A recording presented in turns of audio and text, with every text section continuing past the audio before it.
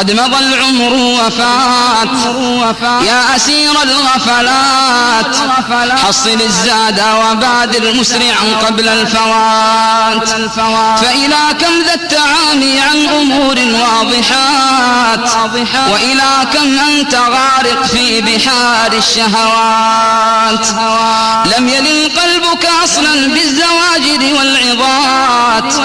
بينما الإنسان يسأل عن أخيه قيل مات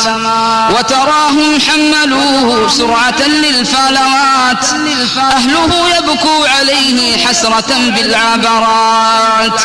أين من قد كان يفخر بالجياد الصافنات وله مال جزيل كالجبال الراسيات سار عنها رغم أنف للقبور الموحشات فاغنم العمر وبادر بالتقى قبل الممات